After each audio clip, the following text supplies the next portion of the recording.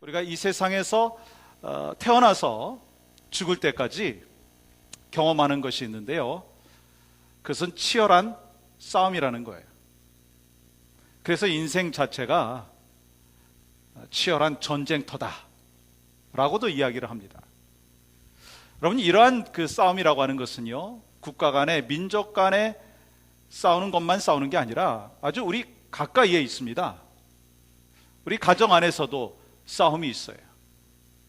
뭐 여기는 없겠지만 부부지간에 자존심 싸움을 하는 부부가 있어요. 참 어리석은 부부죠. 이 부모와 자녀와의 관계 속에서 감정 싸움을 합니다. 또 형제들 간에 대립하면서 갈등의 모습이 있는 것이 사실 우리 주변에 많이 있습니다. 그래서 서로 부딪히고 서로 상처 주는 그런 모습들이 있다고 하는 거예요. 우리가 싸움이라고 하는 것이, 전쟁이라고 하는 것이요, 총과 대포를 갖고 싸우는 것만이 전쟁이 아닙니다. 이 정치적인 싸움이 있잖아요. 또한 종교적인 싸움도 있고요, 가치관의 싸움이 있습니다. 요즘에는요, 마약과의 전쟁도 있고요. 보니까 살이 조금 비대하신 분들은 전쟁을 하죠. 뭐와의 전쟁? 살과의 전쟁을 합니다. 또 이 경제 시스템 속에서, 자본주의 사회 속에서는요, 항상 보니까 이 생존 경쟁을 하더라고요. 그리고 우리 크리스찬들에게는요, 또 하나의 전쟁이 있어요. 그 전쟁이 뭔지 아십니까? 그것은요, 혈과 육에 있는 것이 아니라 바로 영적인 전쟁이에요. 그러면 우리가 영적인 전쟁을 하고 있다고 하는 것을 안다면 누구와 대적해서 싸우는 것입니까? 사탄과 대적해서 싸움이 우리 가운데 있다는 거예요. 그래서 사도 바울은요, 에베소서에서 뭐라고 이야기했느냐면, 우리의 전쟁은 인간을 대적하는 육적인 전쟁이 아니라 악한 영들을 대상으로 하는 영적인 전쟁이다 라고 했어요. 또한 이 베드로 사도는요, 베드로전서 5장 8절에서 뭐라고 얘기했느냐면, 우는 사자와 같이 삼킬 자를 두루 찾는 마귀와 싸우는 전쟁이 가장 무서운 전쟁이다라고 얘기했어요. 그러므로 여러분, 우리가 일생 동안 살아가는 가운데 전쟁들이 있는데 가장 치열하고 힘든 전쟁이 있다면 바로 영적인 전쟁이라고 하는 거예요. 우리 눈에는 쉽게 보이지 아니하지만 내가 예수 그리스도를 영접하고 난 이후부터, 내가 예수 그리스도 안에서 살아가기로 결단한 그 이후부터 내 안에는요, 성령의 역사하심이 있잖아요. 그런데 그 성령의 역사하심을 방해하는 악한 세력이요, 항상 우리의 삶을 넘어뜨리려고 한다라고 하는 것입니다. 여러분, 이 전쟁이 언제까지 지속되는 줄 아십니까? 주님 앞에 가는 그날까지 전쟁이 지속된다는 거예요. 오늘 본문에 보면 이 믿음의 조상인 아브라함이 겪은 이 전쟁 이야기가 나오고 있습니다. 여러분들이 잘 아시듯이 하나님께서 약속하신 땅, 축복의 땅인 가나안에 도착했는데 처음 경험한 게 뭐예요? 심한 흉년이었습니다. 근데 하나님 앞에 묻지도 아니하고 기도하지도 아니하고 예배하지도 아니하고 어디를 갔어요? 애굽으로 갔어요. 애굽에 가서 뭐 합니까? 자기 아내를 누이라고 속입니다. 거짓말합니다. 그러나 하나님께서는요, 아브라함을 회복시키시고 풍년을 허락하여 주셨어요. 그런데 여러분, 풍년 가운데 찾아온 것이 뭡니까? 풍년 가운데 찾아온 것은요, 갈등이었어요. 여러분, 롯과 이 아브라함이요, 이 갈라서야 되는 힘든 시간이 다가왔습니다. 거기다가 오늘 본문의 말씀에 보니까요, 그런 아브라함에게 전쟁이 찾아왔다라고 말씀하고 있어요. 마찬가지로 우리의 성도의 삶의 여정 가운데 삶의 전쟁이 있을 뿐만 아니라 영적인 전쟁이 있다는 거예요.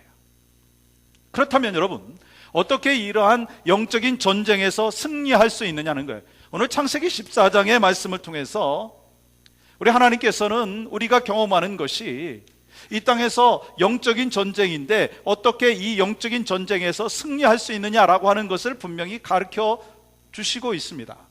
그래서 여러분과 제가 오늘 말씀을 통해서 결국 우리가 이 땅에서 승리하는 믿음의 삶을 살아야 되는데 어떻게 승리하는 믿음의 삶을 살 수 있느냐, 그 비결을 오늘 본문에서 우리에게 가르쳐주고 있다는 거예요. 그 첫 번째는요, 우리의 삶 가운데 준비하는 믿음이 있어야 합니다. 아브라함과 롯이 헤어지고 난 뒤에 요단 지역에 평화가 오는 줄 알았습니다. 그런데요, 이 국제 정세가 바뀌고 있습니다. 그래서 소돔과 고모라 지역이요, 변화의 바람이 불기 시작했습니다. 그것은요, 어떤 바람이냐면 국제 정세가 바뀐 거예요. 그래서 가나안 지역이요, 어떻게 바뀌었느냐면 전쟁터가 되어버렸어요. 이 북방에 있는 네 나라, 이 메소포타미아와 그 지역에 있는 그 사람들과 남방에 있는 요단 지역에 있는 그 다섯 왕이요, 이 전쟁을 하게 되었습니다. 그런데 전쟁의 한 복판에 누가 있는 줄 아십니까? 롯이 있어요. 그래서 12절 말씀은 이렇게 기록하고 있습니다. 소돔에 거주하는 아브라함의 조카 롯도 사로잡고 그 재물까지 노력하여 갔더라. 여러분, 여기서 중요한 것은요, 롯이 사로잡혔다는 거예요. 그리고 그가 갖고 있었던 모든 재산까지도 빼앗겼다라고 하는 거예요. 그렇다면 여러분, 롯이 지금 이런 상황이라면 아브라함은 어떻습니까? 여러분, 13절의 말씀에 보면 이 아브라함은요, 자기가 살고 있는 지역에 있는 그 이웃들과 동맹의 관계를 맺고 있습니다. 좋은 파트너십을 갖고 있습니다. 그 다음에 14절의 말씀에 보면은요, 이 아브라함은요, 자기 집에 길러서 훈련된 318명의 사병들이 있다고 기록하고 있습니다. 그러니까 지금 아브라함은 힘을 키우고 있는 거예요. 내일을 준비하고 있었다라고 말씀하는 거예요. 그러던 어느 날 이런 소식이 들려왔습니다. 조카 롯이 포로로 잡혀갔다는 거예요. 그리고 사람들이 그렇게 잡혀갔다는 거예요. 가만히 있지 않습니다. 구출하기 위해서 전쟁터로 나갑니다. 그런데 만약에 한번 생각을 해보십시오. 아브라함이 평소에 아무런 준비가 없었다면 어떻게 되었을까요? 그냥 발만 동동 굴르면서 조카 롯에게 아무런 영향력을 끼치지 못했을 것입니다. 그런데 말씀해 보니까 평상시에 318명의 훈련된 사병이 있었고요, 또한 어려운 일을 당할 때 구출하기 위해서 함께 갈 수 있었던 동역자들이 있었습니다. 동맹의 관계가 있었습니다. 그래서 결국 어떻게 되었어요? 승리하게 되었어요. 한번 생각해 보세요. 만약에 아브라함에게 318명의 그 사병들만 있었다면 이 고달로멜의 그 군대, 모든 족속과 전쟁에서 승리한 그 군대와 대적해서 이길 수 있었을까요? 아니, 소돔과 그 고모라 왕도요, 다 패배했는데 어떻게 이길 수 있었겠습니까? 여러분 보세요. 고작 그냥 이 족장에 불과한 그 아브라함이 데리고 있었던 318명을 데리고 갔는데 어떻게 그 큰 전쟁에서 이길 수 있었겠습니까? 어림도 없죠. 마치 이런 걸 거예요. 결안으로 바위 치는 것과 같았을 것입니다. 그런데 오늘 말씀해 보니까 아브라함에게는요, 좋은 동맹자가 있었다는 거예요. 아브라함은요, 여러 가지 힘든 일이 있었지만 그 힘든 일이 있을 때 좋은 그 동맹자들과 함께 할 수 있었기 때문에 그 어려운 가운데서도요, 북방 그 연합군과 대적하여 승리할 수 있었다라고 하는 거예요. 여러분, 이 말씀을 보면서 우리 삶에 적용해 볼 수가 있습니다. 여러분과 저의 삶을 가만히 보면 다 힘있게 사는 것 같고 모든 것이 막 기분이 업되어 있고 우울한 것이 없고 다 잘 되는 것 같지만 가만히 가정들을 바라보면, 사람의 삶의 모습을 보면, 아내의 모습을 보면, 자녀들의 모습을 보면 힘들고 어려움에 처해져 있는 것이 현실입니다. 근데 누가 그들을 이끌어주고 누가 그들을 세워줄 수 있겠습니까? 우리 주변에 좋은 관계를 맺고 있는, 믿음의 관계를 맺고 있는 사람들이 서로 협력해서 세워주고 서로 이끌어줘야 되는 거예요. 사실 오늘 이 공간 안에도 우리가 신앙생활하지만 어떤 이는 신앙의 그 단계가 좀 더 많이 간 분이 있을 거예요. 좀 신앙으로 성숙된 분이 계실 것이고, 어떤 분은 아직 걸음마 단계에 있는 분이 계실 수도 있습니다.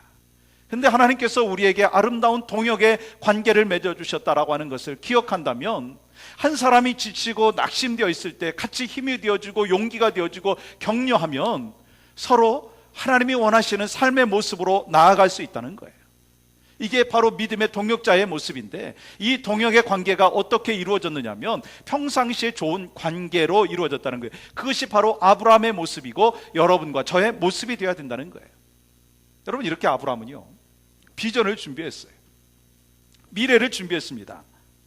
여러 족속과 이 아름다운 동맹의 관계를 맺고 있었고 318명의 사병을 준비했습니다. 여러분, 준비한다라고 하는 게 뭔가요? 단순히 기다린다라고 하는 것입니까? 아니에요.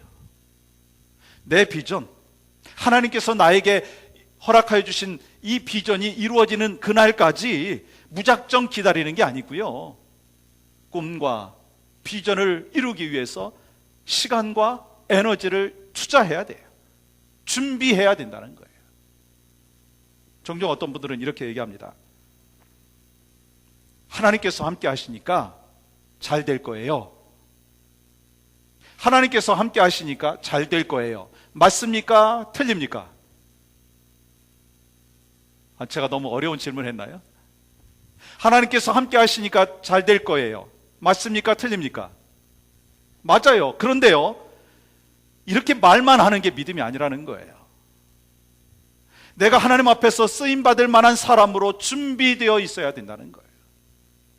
시험을 앞두고 있는 학생이, 하나님 믿습니다, 내가 공부하지 않는다 할지라도 하나님께서 놀랍게 역사하여 주셔서 기적의 역사를 베풀어 주셔서 멀티플 초이스에서는 정확하게 찍게 하여 주시고 객관식에서는 잘 쓸 수 있도록 도와주시옵소서. 여러분, 이게 믿음입니까? 아니면 잘못된 인생을 살고 있는 사람의 모습입니까? 우리는 너무나 잘 알고 있어요. 사업을 준비하는 사람이 아무 준비 없이 하나님 믿습니다, 그게 참된 믿음이 아니라는 거예요. 여러분, 우리가 행복한 가정을 이루기 위해서 물론 기도합니다. 그러나 우리는 무작정 하나님께서 함께하여 주시니까 우리 가정은 잘 될 거예요 라고 막연하게 기다리는 것이 아니라, 행복한 가정을 만들기 위해서 부부 생활을 어떻게 해야 되는지 훈련을 받아야 돼요. 자녀 교육을 어떻게 해야 되는지 훈련 받아야 돼요. 또한 가정에서 진정한 하나님이 주신 행복이 무엇인가라고 하는 것을 알기 위해서 훈련 받아야 됩니다. 그렇게 할 때 하나님께서 그 가정을 행복한 가정으로 만들어 주시는 거예요. 교회도 마찬가지거든요.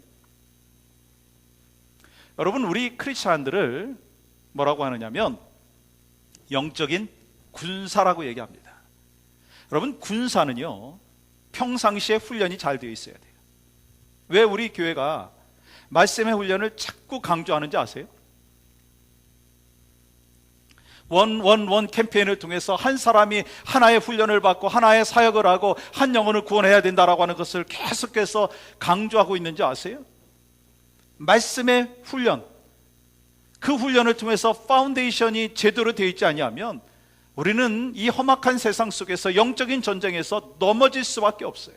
그래서 시간을 쪼개고 그리고 시간을 투자해서 말씀의 훈련을 하라는 거예요. 왜 우리 교회가 중보기도학교를 하는 줄 아세요? 하나님께서 우리에게 허락하여 주신 기도의 능력을 우리가 중보기도를 통해서 개발하고 깨닫고, 그래서 교회의 기도가 왕성해지는 교회가 되기를 소망하는 마음이 있기 때문에 이 중보기도학교를 하는 거예요. 우리가 평상시에 잘 훈련되어 있으면 고난의 때에 하나님께서 이기게 하여 주심에 역사를 경험하고 승리를 경험하게 될 줄 믿습니다. 우리가 준비되어 있을 때요, 우리의 삶도 가정도 교회도 하나님께서 플러스 알파의 축복과 은혜를 허락하여 주시는 거예요. 여러분, 사무엘상 17장의 말씀에 보면 다윗과 골리앗이 싸우는 장면이 나옵니다. 다윗이요, 물맷돌 하나로 그 거인 골리앗을 넘어뜨린 것은요, 우연이 아닙니다. 돌 하나를 던졌더니 우연히 맞았더라? 실수로 맞췄더라? 아닙니다. 우연이 아니라는 거예요. 다윗은요, 평상시에 꾸준하게 물맷돌을 던지는 훈련을 했습니다. 그냥 양을 치는 가운데 그냥 멍하니 그냥 들판에 있었던 것이 아니라 물맷돌을 던지는 훈련을 한 거예요. 맹수가 올 때 그 맹수를 때려잡기 위해서, 늑대가 올 때 늑대를 때려잡기 위해서 피나는 훈련이 있었습니다. 그래서 그 훈련 끝에 하나님께서 어떻게 역사하셨느냐면, 이 골리앗과의 대적하는 그 장면 속에서 정확하게 목표물을 맞힐 수 있는 능력을 허락하여 주셨어요. 준비했더니 하나님께서 역사를 베풀어 주셨다고 하는 거예요. 여러분과 저에게도 그러한 준비가 되어야 됩니다. 어떤 사람은요, 그저 하나님만 믿으면 모든 것이 잘 될 거야 라고 생각을 합니다. 아니, 얼마나 믿음이 좋은지 손가락 하나 까딱하지 아니하고 그냥 하나님만 볶아댑니다. 하나님 이거 주세요, 저거 주세요. 그러나 하나님은 믿음으로 준비하고 노력하는 그 사람을 통해서 역사하여 주신다라고 하는 것입니다. 하나님은 게으른 사람에게 함께 하시지 아니하고 열심히 기술을 갈고 닦는 그 사람과 함께 하여 주신다는 거예요. 준비하는 사람에게 하나님께서 어떻게 역사하여 주시느냐면요, 플러스 알파를 주신다라고 하는 거예요. 오늘 본문에 아브라함도요, 하나님을 믿고 준비했어요.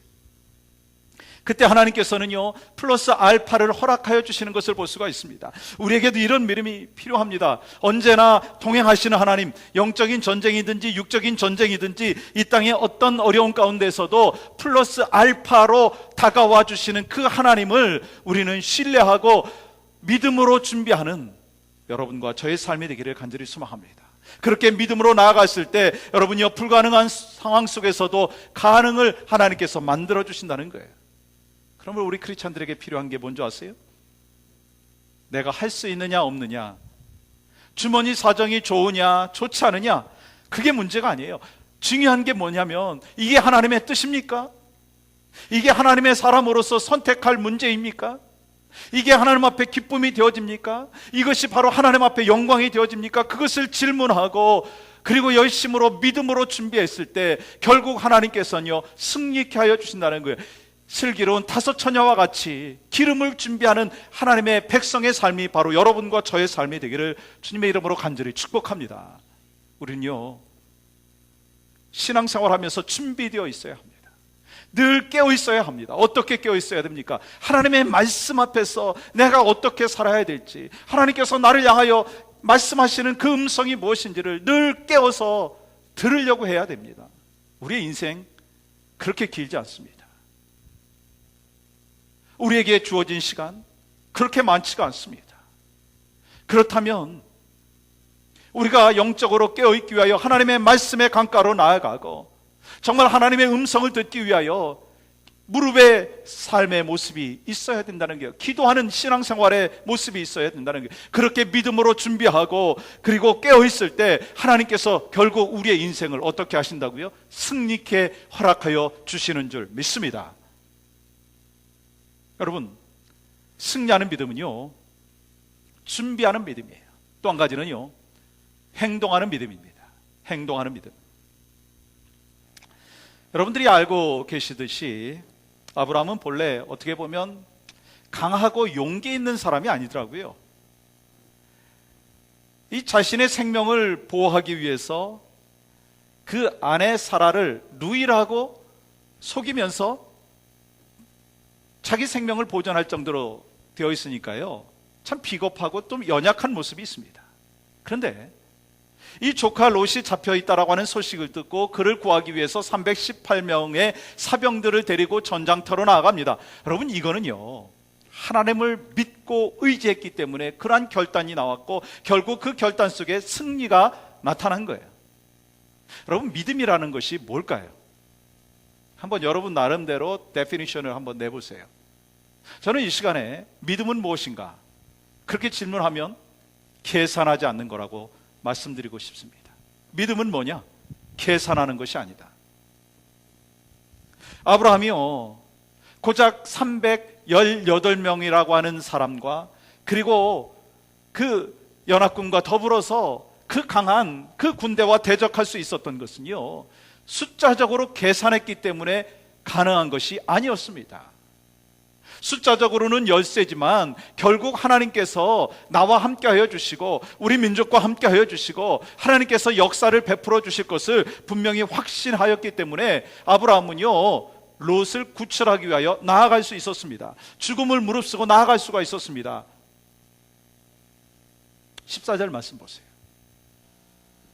아브라함이 그의 조카가 사로잡혔음을 듣고 집에서 길리고 훈련된 자 318명을 거느리고 단까지 쫓아가서 15절은 같이 읽겠습니다.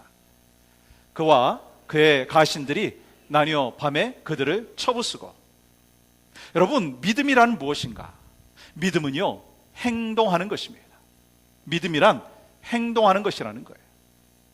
여러분, 믿는 사람은요, 그냥 주저앉아 있지 않습니다. 뭐 생각만 하고 있는 것이 아닙니다. 자기가 할 수 있는 최선의 것을 한다라고 하는 거예요. 불가능해 보인다 할지라도요, 도전해보고 없는 것을 있게 만들고 안 되는 것을 되게 만드는 것이 바로 믿음의 삶의 모습. 그 모습이 바로 이 아브라함의 모습이었고 하나님의 능력을 믿는 여러분과 저의 모습이 되어야 된다라고 하는 것입니다. 그리고 그렇게 행하는 가운데 우리의 마음 가운데는 한 가지 마음이 있어야 됩니다. 기대함이 있어야 돼요. 기대함. 내가 하나님의 일을 하면 하나님께서 내 삶과 나의 가정과 내가 섬기는 교회를 책임져 주실 것이라고 하는 그 기대감. 내가 하나님 앞에 뜻을 다하여 행하였을 때 하나님께서 기뻐 받으실 것이라고 하는 그 기대감. 내가 하나님 앞에 무릎을 꿇었을 때 하나님께서 응답하여 주실 것이라고 하는 그 기대감. 이러한 기대감을 갖고 마음을 다하여 하나님 앞에 맡기고 의탁하고 행하였을 때 하나님은 어떻게 하여 주시느냐면 내 삶을 결국 책임져 주시는 줄 믿습니다. 하나님의 사랑은요, 말로만 사랑한 게 아니더라고요. 우리를 사랑하셔서 독생자 예수 그리스도를 보내주시고 독생자 예수 그리스도가 십자가에 못 박혀 죽으심으로 말미암아 우리를 구원해 주시는 그 길을 열어주신 거예요. 우리를 향한 그 사랑이요, 행함으로 옮겨지신 거예요. 마찬가지예요. 아브라함이 조카 롯을 말로만 사랑한 것입니까? 아니에요. 롯은 일찍이 아브라함을 배신했어요. 그러나 용서하고 최선을 다해서 하나님이 주신 그 사랑을 갖고 행동으로 옮겼습니다. 여러분, 롯을 구하기 위해서 목숨을 바치면서 싸움터로 나갔던 것이 바로 이 아브라함입니다. 행함으로 그 실천의 모습을 보인 것입니다. 믿음은요, 행동으로 표현되어야지 진짜 믿음이라는 거예요. 왜냐하면 행함이 없는 믿음은요, 죽은 것이고 가짜 믿음이고요, 아무런 역사가 나타나지 않는다는 거예요. 그러므로 우리에게 필요한 건 뭐냐면 하나님의 사랑을 받은 자로서 말로만 사랑하는 것이 아니라 행함으로 사랑을 드러내는 축복과 은혜의 통로가 되어야 된다는 것입니다. 요즘 세대 신앙인들을 풍자한 글이 있습니다.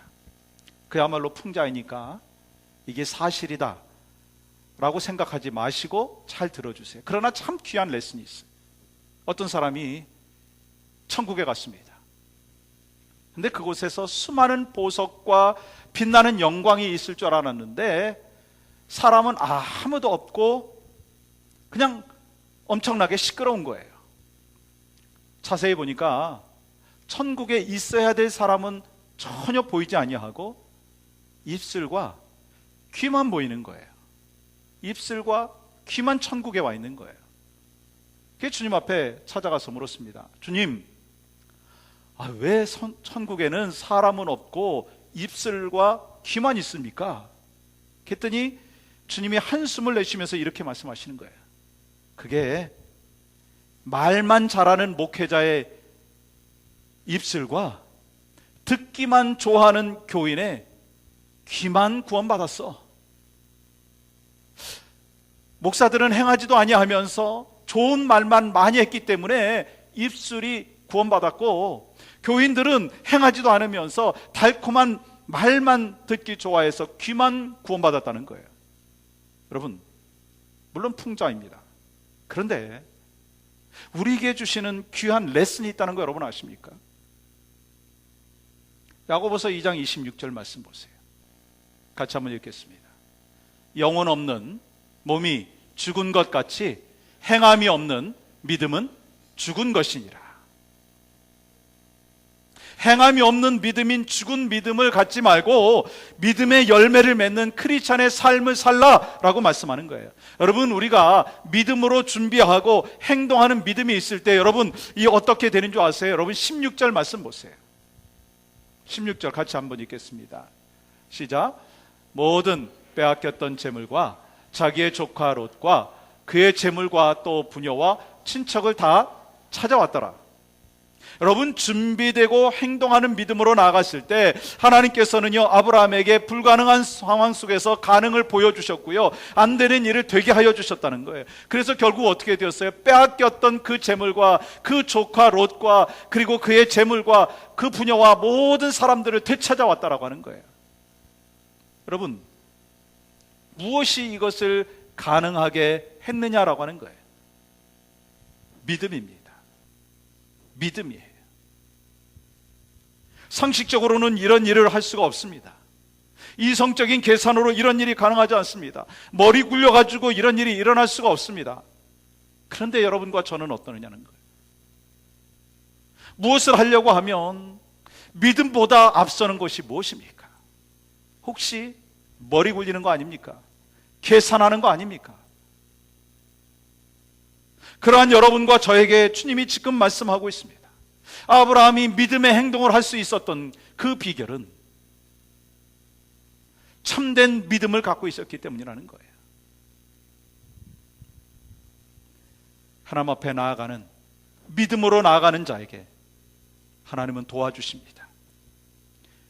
하나님께서 믿음이 없는 자를 어떻게 도우시겠어요? 하나님께서 여러분을 돕고 싶어도요 어떤 근거와 계기가 있어야 되지 않겠어요? 그래서 예수님께서는 뭐라고 말씀하시느냐면 마태복음 9장에 내 믿음이 너를 구원하였느니라. 믿음이 우리의 구원의 길이라고 말씀하시는 거예요. 오늘 본문을 통해서 우리에게 주시는 말씀의 핵심은요 바로 이겁니다. 내가 정말로 이 땅에 사는 동안 영적인 전쟁에서 승리하는 삶을 살기를 원하느냐? 하나님의 백성으로서 구원받은 자로서 하나님의 영광을 드러내기를 원하느냐? 하나님의 복을 받은 자로서 복을 누리는 것에서 끝나는 것이 아니라 복의 통로가 되기를 원하느냐? 그리하면 믿음으로 준비하라, 믿음으로 행하라. 그렇게 했을 때 하나님께서 아브라함에게 결국 승리의 열매를 주셨듯이 여러분과 저의 인생의 여정 가운데 수많은 싸움과 전쟁이 있을 때 승리하는 역사를 베풀어 주시는 줄 믿습니다. 하나님께서는요 믿음으로 행한 것에 대하여 관심을 갖고 계십니다. 내 자신의 능력, 내 자신의 경험, 내 자신의 이론을 믿고 의지할 때 하나님이 개입하실 이유가 없는 거예요. 나를 끝까지 내려놓고 하나님께서 역사하여 주심을 기대하며 소망하면서 나갔을 때 하나님께서 우리에게 주시는 놀라운 은혜 플러스 알파의 인생을 분명히 허락하여 주신다는 거예요. 오늘 말씀을 통해서 여러분과 저는 승리하는 믿음의 삶을 살아야 되는데 이 땅에서 영적인 전쟁의 그 모습 가운데 승리하는 삶을 살아야 되는데 그 비결이 뭡니까? 준비하는 믿음이에요. 믿음으로 행하는 여러분과 저의 삶이 되기를 주님의 이름으로 간절히 축복합니다.